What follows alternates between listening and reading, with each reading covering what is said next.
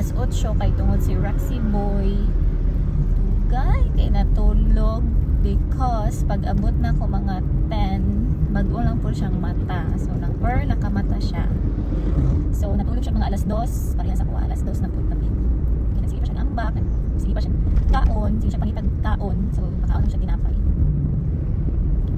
So for guys, heading towards Malawi Homes. I have a meeting at 10 a.m. So this is the life of first time mom. Wish me luck.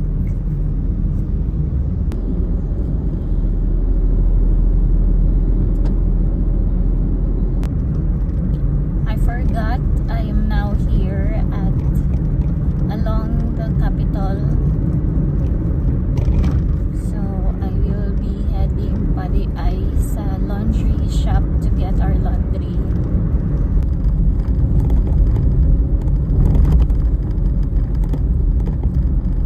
I just got the laundry. This one. Padulong na kong balay. After that, pag abot, my plan is mag-get sa ako ang damit, plancha, after plancha, maligo. And then mag-ilis, and then batsi na para padulong sa work.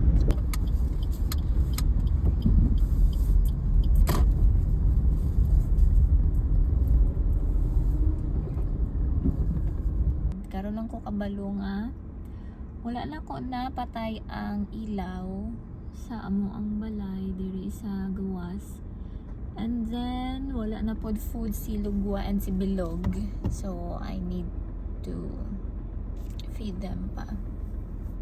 I just found out that maybe Mamang and Papang went here sa balay kay limpyo na among balay. Wala na yung hugason sa sink.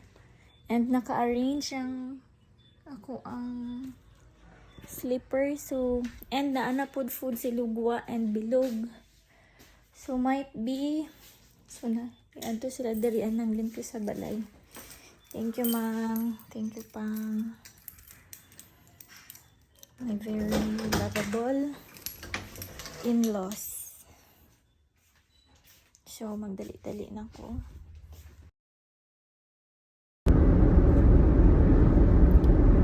Guys, so going to work. It's already 10, so we decided to do the meeting online through Zoom platform because Sir Randy cannot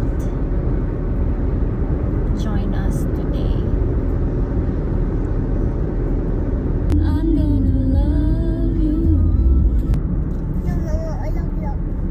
So right now it's already 10:15 p.m.